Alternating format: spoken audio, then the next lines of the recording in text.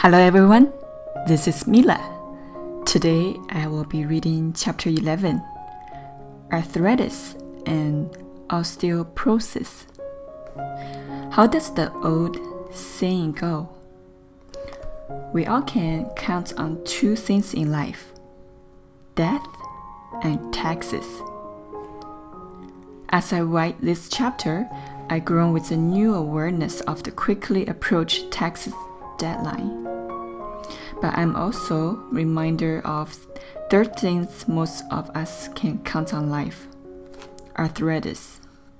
It's true, approximately 70 to 80% of people in the US over 50 years old age suffering to some extent with the most common type of arthritis called osteoarthritis, also known as degenerative arthritis.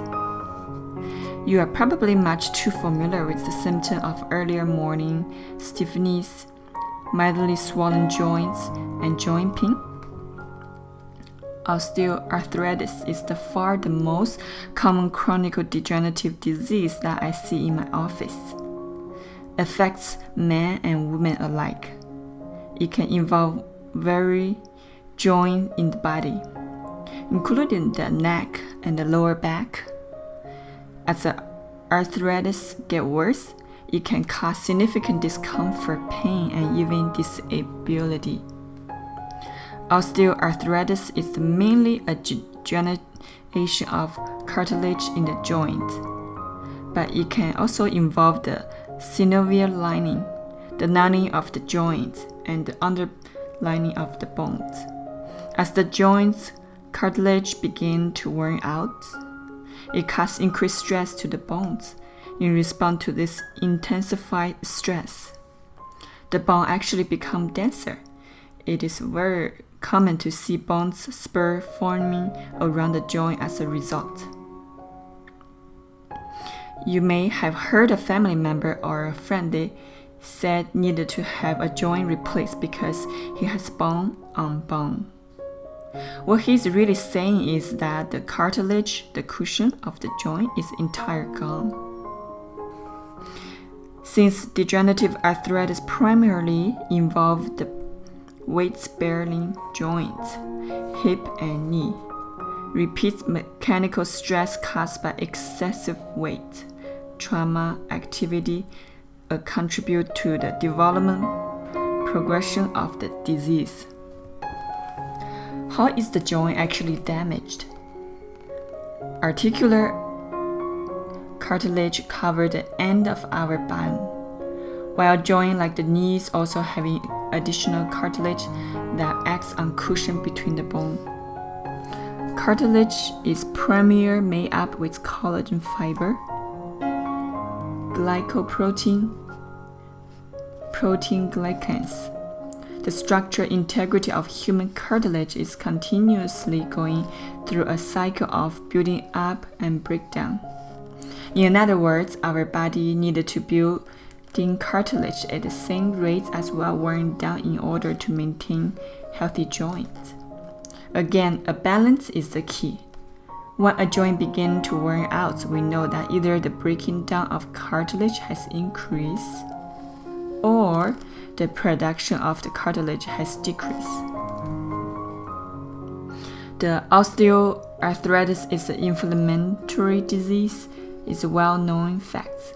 If you observe any with arthritis hands, you can actually see how inflamed and swollen the joint of the finger and has become. Have you ever wondered what exactly is causing the inflammation and how this is leading to damage of cartilage? The answer is multifaceted. 1. Because there are actually several sources for inflammation that occur with the joint, as you can see in the box below. Cause of inflammation in our joints. Cytokines are some of the leading cause of joint inflammation. This protein carry message between cells and regulate immunity and inflammation. Two of the most cytokines are tumor nucleus factor, alpha TNFA, and interleukin-1 beta, IL-1B. They are highly concentrated in the joint of people who have osteoarthritis. Protease enzyme that cause the breakdown of protein also have been shown to create inflammation in the joint. Proteases are under the control of cytokines. Some have anti-inflammatory qualities, and some have pro-inflammatory, inflammation-creating quality. Obviously, in arthritis, the pro-inflammatory proteases are winning. Phagocytes, neutrophils, are attracted to the inflamed joint in an attempt to clear this reaction and prevent damage to the cartilage and synovial lining. But as you have just learned in the last chapter, this inflammatory response is not always a good thing. Neutrophils can actually lead more inflammation in the joint.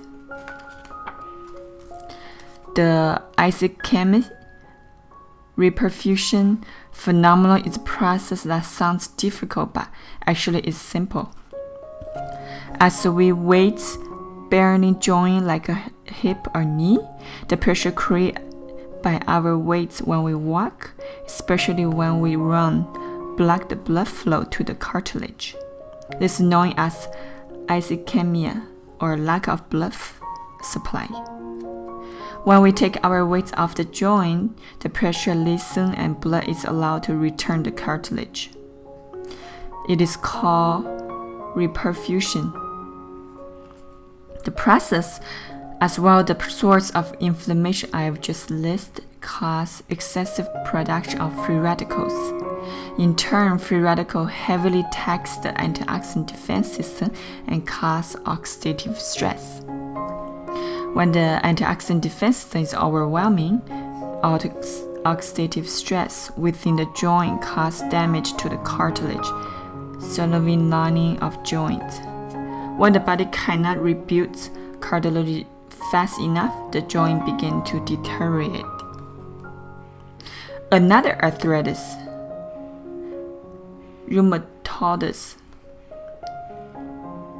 Rheumatoid arthritis is the autoimmune disease. See in chapter 10.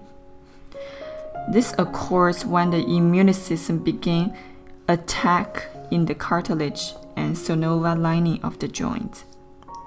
As a result, a balanced, for example, unhealthy inflammatory process begins significant destroy of healthy tissue. Not only does this inflammatory response create excessive free radical, it also attracts cytokines and especially TNFA. Study shows that TNFA is extremely high in plasma of patients with rheumatoid arthritis. Study also indicate that free radical production is 5 times higher in rheumatoid arthritis patients when compared to patients with normal joints. Those tremendous oxidative stress is at work, causing damage to the joint in those suffering with rheumatoid arthritis. If you know any who suffering from rheumatoid arthritis, you are well aware of how damaged this disease is, often cause incapability, deformity, and pain. Through people with rheumatoid arthritis have significantly greater oxidative stress than those with osteoarthritis. The destructive of the cartilage in both of disease arise oxidative stress. It is important to understand the underlying cause of the disease as you consider now the traditional treatments offered in medicine. Traditional treatments of arthritis. The basic traditional treatment for both osteoarthritis and rheumatoid arthritis is the use of non-steroidal anti-inflammatory NSAIDs and aspirin. While these drugs reduce inflammation in the joints, they are also responsible for the frequency adverse side effect of the stomach ulcers and upper gastrointestinal GI bleeding. In fact, more than 100,000 admissions to hospital in the US per year, more than 16,000 deaths each year are the results of upper GI bleeding caused by the cause of NSAIDs. In response to the dangerous effects of this NSAIDs, pharmaceutical companies have developed a group of new NSAIDs that primarily block just the COX-2 enzyme. Drugs called COX-2 inhibitors arrive on the market with great fanfare because they cause significantly less GI side effects. Unfortunately, they have side effects as well, including bowel perforation as well as upper GI bleeding, although not near as frequently as the first generation NSAIDs. My greatest concern regarding the tremendous use of NSAIDs by arthritis patients is the fact that this drug merely provides pain relief without attacking the underlying cause of disease. Oxidative stress. Patients with severe rheumatoid arthritis are also being treated with more patent anti-inflammatory drugs like prednisone and gold chemotherapy drugs like methotrexate, imuron. Peggy's story. Peggy is an attractive lady I've had the pleasure of knowing over the past several years. When I first met Peggy, her lower leg was actually angled to the outside because her knee had degenerative so significant. She was not only having a lot of discomfort in her knee, but also in her right hip because she had to walk at different angle. Peggy talked to me about the tremendous degenerative arthritis that had developed in her right knee following a skiing accident that occurred when she was a teenager. The accident had damaged the cartilage in her knee, and then a short time later the re-injured after the second injury. She had no choice but to have an operation. The surgeon moved to a major portion of seriously damaged cartilage in spite of doing all he could. Her doctor warning her that she would have lots of problems with her knee in the future. Her specialist had given her a brace to wear over her knee to protect its primary when she was active. The only other thing he advised her to do was keep the pain under control by using NSAIDs and delaying have a knee replaced as long as possible. Peggy knew that joint replacement would last only somewhere between 8 and 12 years. If she has lucky, being so young, she had 4 to 5 times that many years have left to live.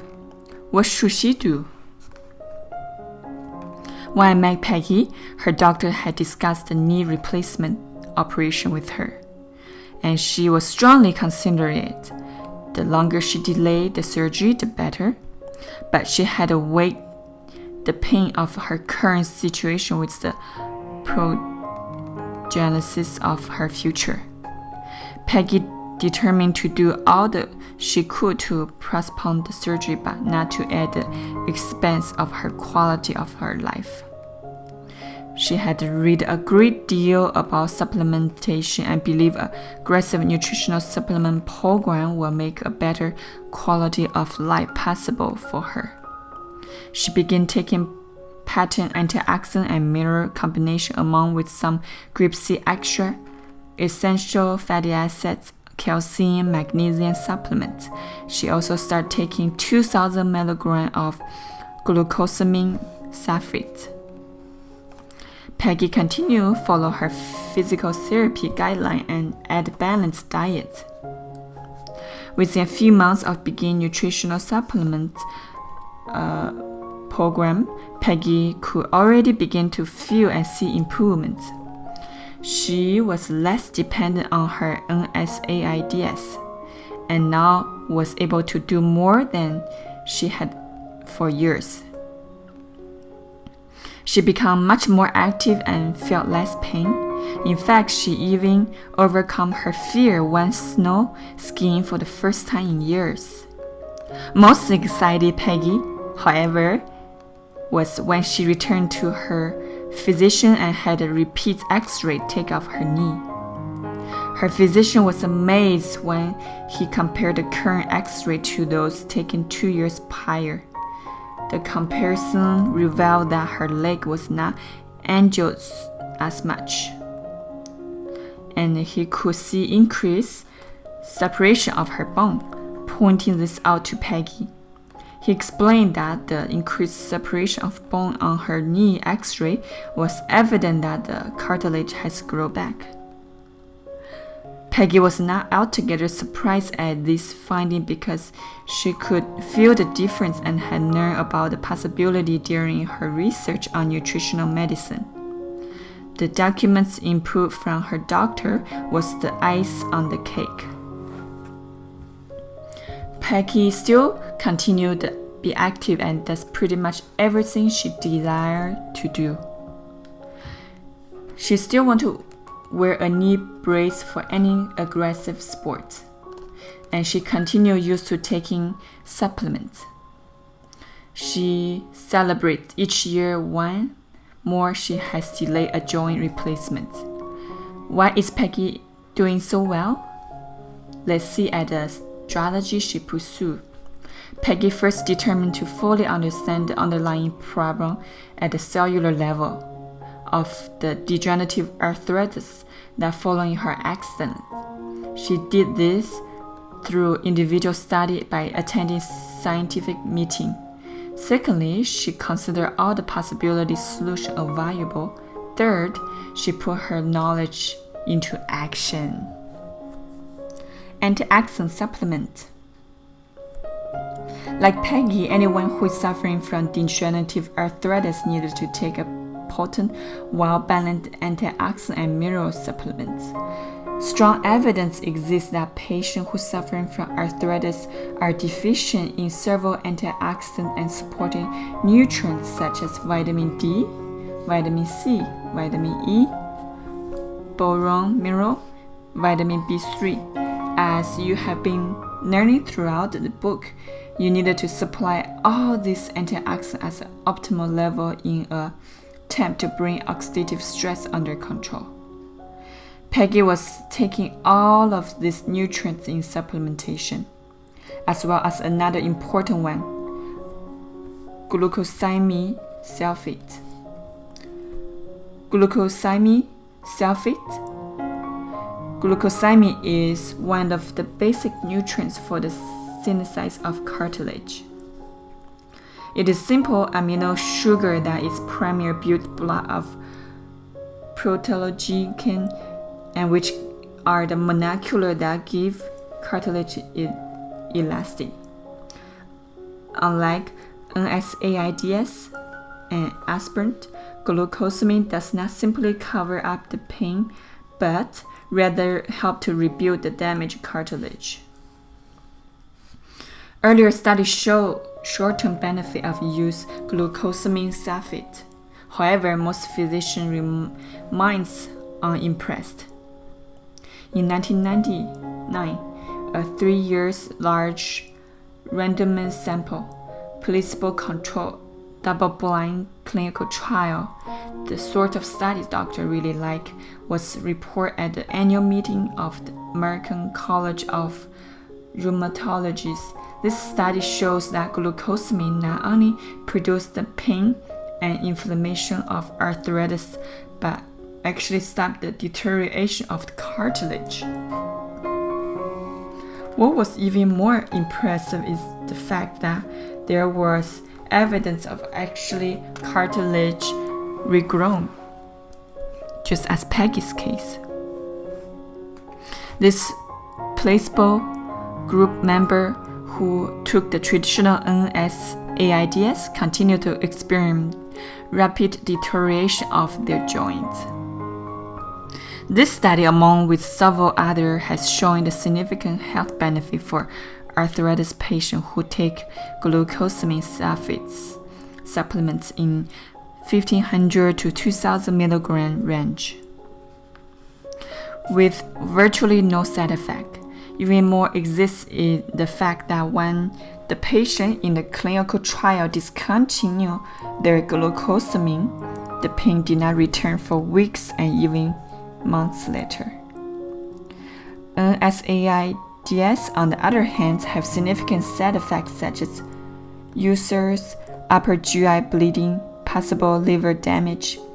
As I noticed earlier, consideration that these drugs do absolutely nothing to slow down the degenerative process and in fact may accelerate it. We must wonder why NSAIDs are some of the most prescribed medication in the world. To the dismay of pharmaceutical companies, more and more physicians are recommending glucosamine sulfate to their patients. The results I have seen in my practice are impressive. Even though I recommend glucosamine to all my arthritis patients, I also describe NSAIDs for quickly relief. It is exciting to discover my patient who decided to take glucosamine eventually hardly ever needed to take their NSAIDs. When they are willing to add antioxidants, minerals, essential fats, and group C extracts, they do even better. I'm now alone in my convictions. Many of my orthopedic friends supporting the use of glucosamine too, since they realize being able to delay a joint replacement is ultimately in the patient's best interest. Chondroitin sulfate.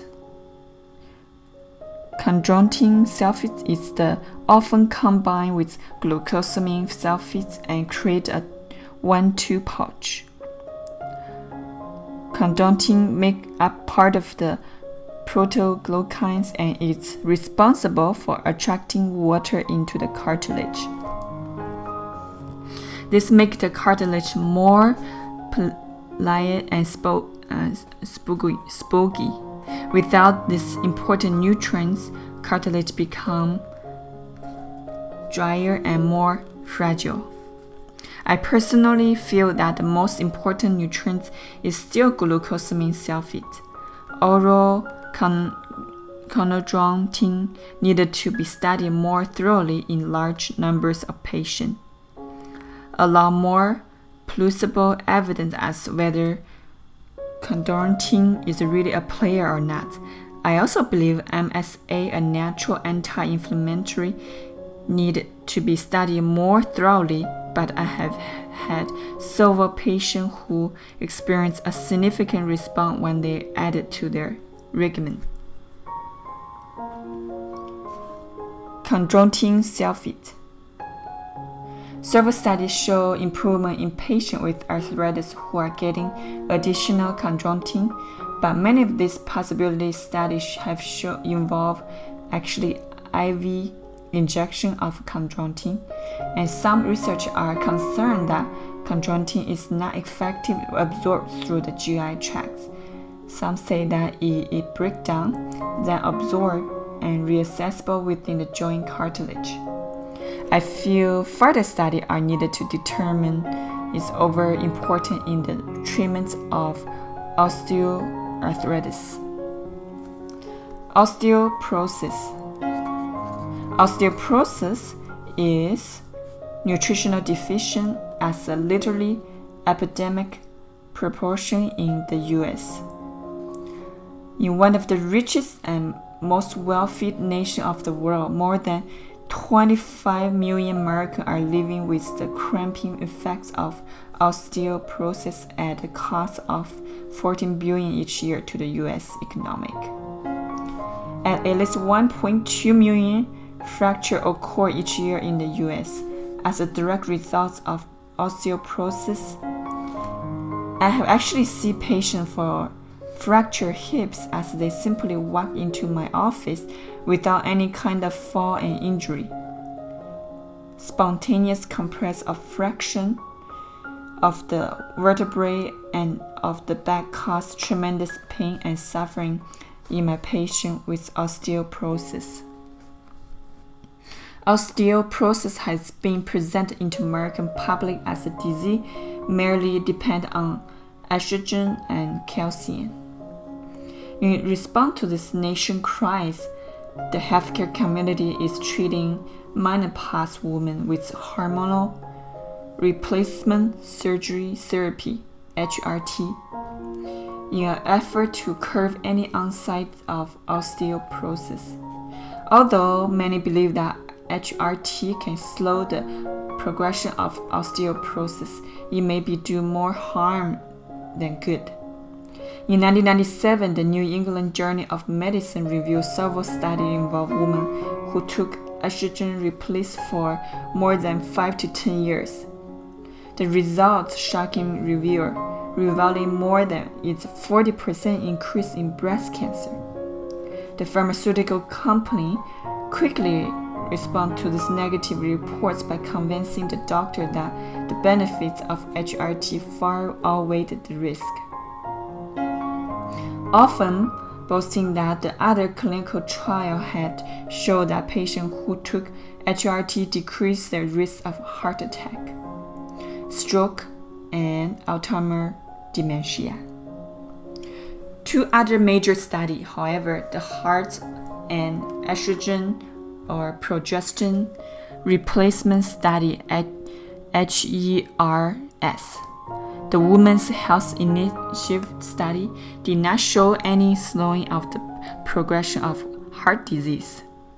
In fact, some evidence suggests that the patient taking HRT had increase in the incidence of heart attack, especially in the first year. Interestingly, that study did show those taking HRT experienced a significant decrease in LDL, bad cholesterol, and significant increase in HDL, good cholesterol. So why did this patient have increased risk of heart disease? I believe the answer appears in other studies that have shown women who take synthetic HRT had tremendous increase their C-relative protein, which you may recall is a measure of the inflammation in the artery. It is much better predictor of future heart attack than its cholesterol, especially in women. Remember, heart disease is an inflammatory disease of the artery, not a disease of cholesterol. One woman who wants to avoid osteoporosis consider synthetic hormone replacement therapy in light of those new clinical studies. Perhaps the good does not outweigh the bad, especially when you consider the well-known increased risk of developing blood clot in the legs and gallbladder disease in those patients taking HRT. Several new drugs have arrived on the market for osteoporosis, such as Fosamax, Acton, Evista, and Calcitol, which have the ability to actually increase bone density. Doctors are recommending these drugs more and more instead of HRT, primarily because of the growing concern over the adverse effects of long-term HRT therapy. Short-term studies, these drugs have demonstrated a significant decreased risk of fracture, repeating fracture. For a thorough discussion about this and other problems women face during their menopause time, I recommend Dr. Kristen Northrup's book, entitled The Wisdom of Menopause. Not just calcium, bone are living tissue. Remember Mr. Bone, the skeleton that graced the back of the biology room in high school and college. He has the lead character in many great pranks as well as the main player on the comprehensive exam. Through the popular plastic model was taught lots of kids about bones, we often think of bare bones. Like this instead of bone that is active. Living tissue which continue remodel itself through osteoblastical bone forming and osteoclassical bone resorbing activity. Bone is not just a collection of calcium crystal. Rather than its living tissue consistently engaged in biochemical reaction, are dependent on many different micronutrients enzyme system.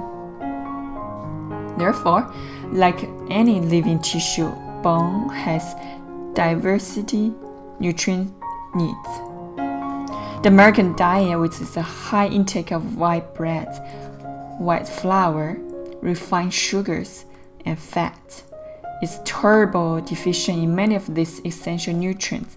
Our nation diet is also high in meats, carbonates, beverage, which increase the take phosphorus and decrease of absorption of calcium. Inadequate intake any nutrients required for bone health contribute to the osteoporosis. Another common myth that's teamed up with Mr. Barbone is that calcium is all we need for strong bones and to stave off osteoporosis. But the truth is that a variety of essential nutrients must be present, not just the calcium, to have any success in decreasing the amount of osteoporosis in this country.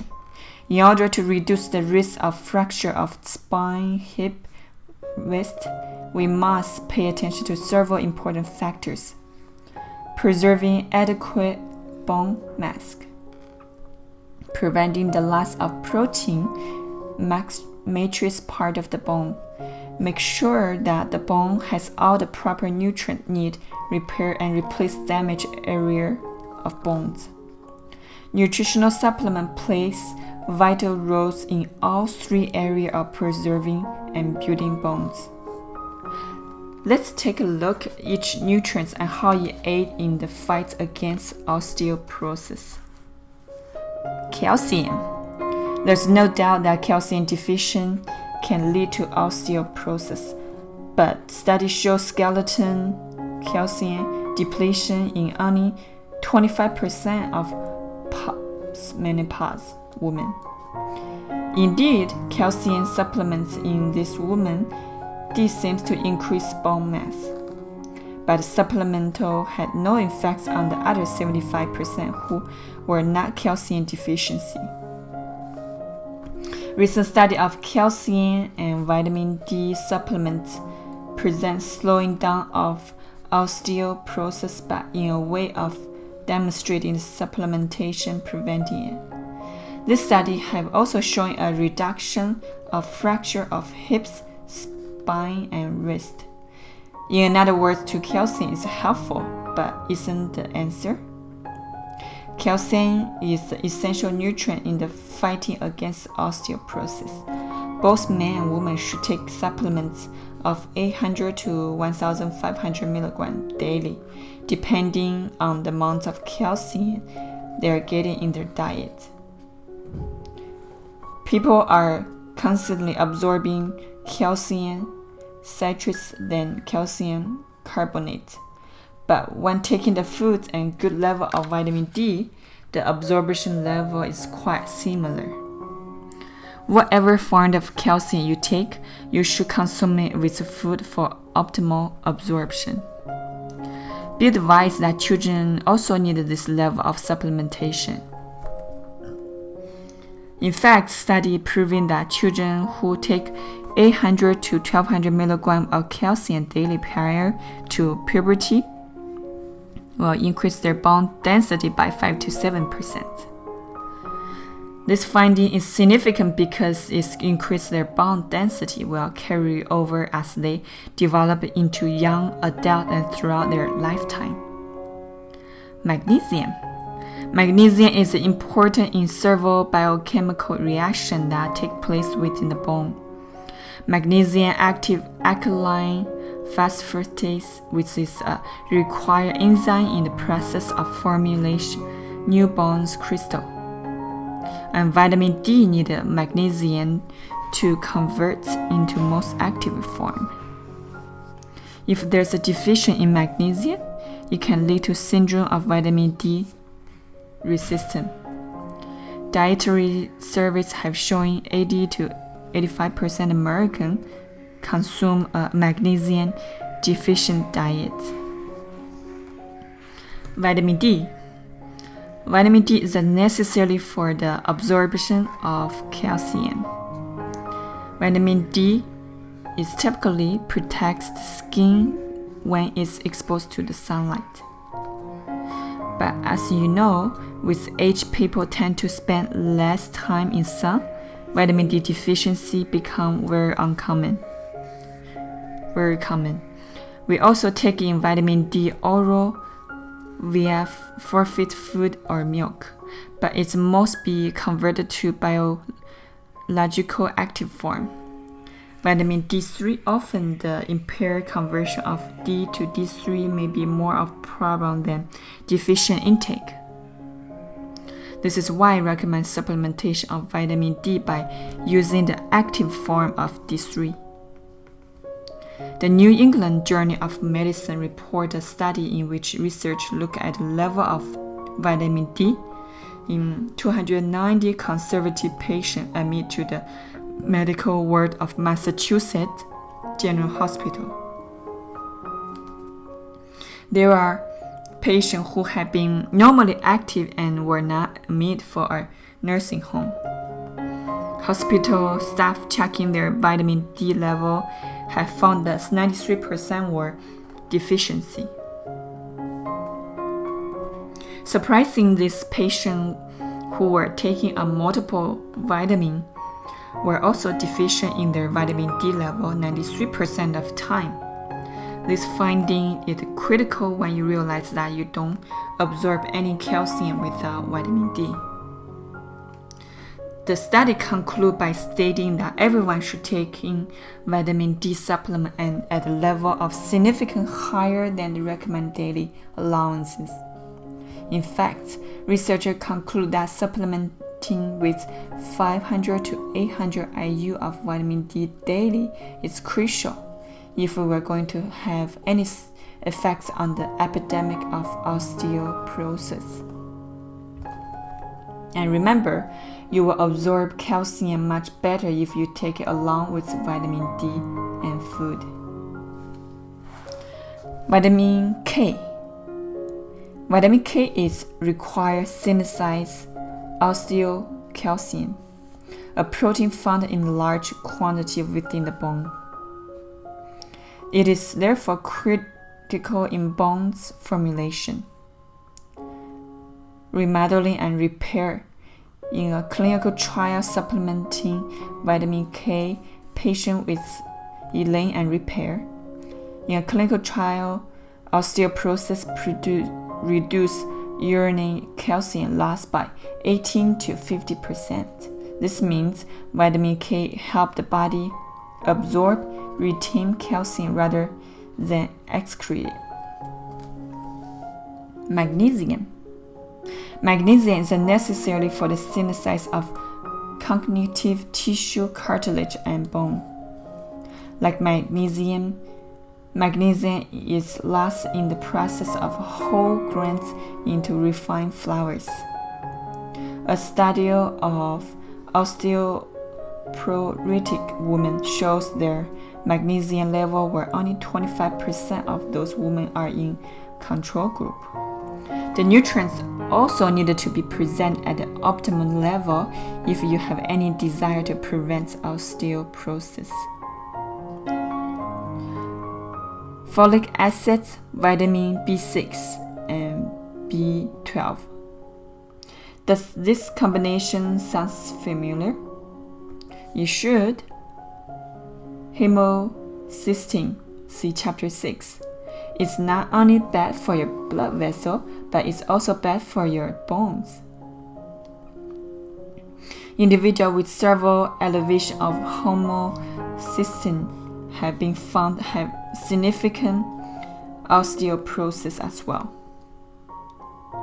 Interesting, premenopause women have greater efficiency breaking down in myosin, and those have little buildup with homocysteine.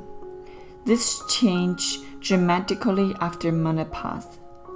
Postmenopause women have much higher level of homocysteine. Could this explain in part both the increased risk of heart disease osteoporosis in postmenopause women?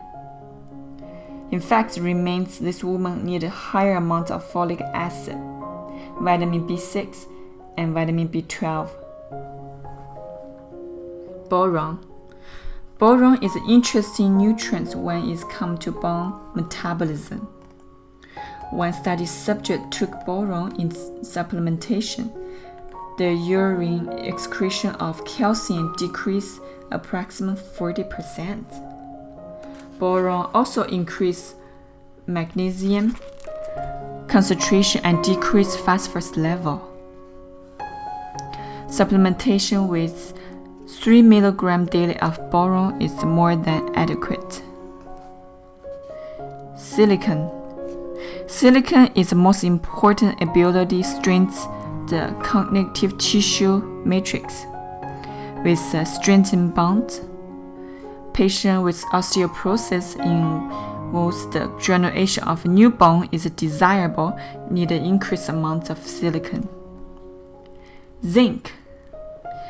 This mineral is essential for the normal function of vitamin D. Low serum zinc levels were found in the serum and bones of patients with osteoporosis. Prevention of osteoporosis. I promise you do not want to get osteoporosis. I have treated several patients suffering from several cases.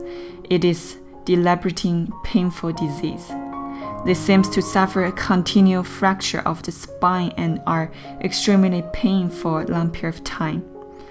As I'm mapping out, osteoporosis is not only simply a disease arising from lack of calcium and oxygen.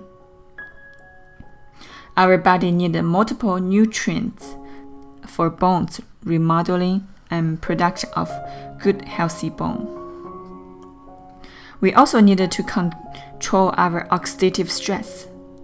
Recent studies demonstrate that people with decreased bone density have increased oxidative stress.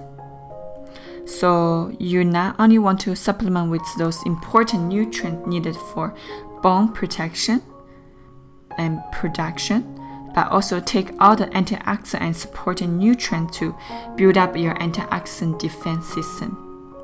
I encourage all my patients, both women and men, preferably before they reach 40 years of age, to begin supplementation with a high-quality antioxidant mineral tablet among the additional amounts of calcium, magnesium, boron, silicon.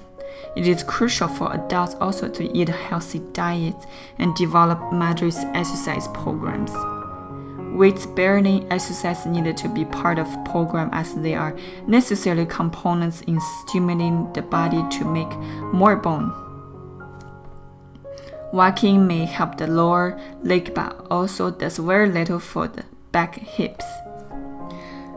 Upper body weight resist exercising such lift weighting over your head are crucial to everyone who is trying to protect himself or herself from this devastating disease. Even when my menopause patients find out they have evidence of early thinner of the bones called osteopenia, they usually find that they can improve their bone density with the same program. I postpone prescribing drugs like Fosamax, Extron, Evista, or calcitonin. In this situation of my patient are willing to make some lifestyle change, take these high-quality supplements along with eating a improving diet using weight-bearing exercise program. I follow this patient closely by repeating their DEXA bone density scan in 1 year. If they are stable or improving, I keep them on their program and continue to follow them closely. If they experience more thinner of their bones, I will start them on one of these newer drugs. The key to both prevention arthritis and osteoporosis is cellular nutrition.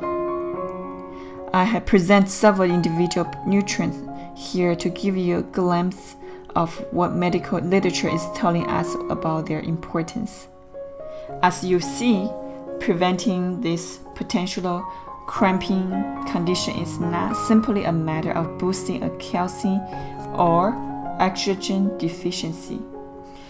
This is just one more area in which nutritional supplements work with your body to maintain the health you have, regain that which you have lost it. Thank you so much for listening today. Next chapter, I will be reading chapter 12, lung disease. See you next time.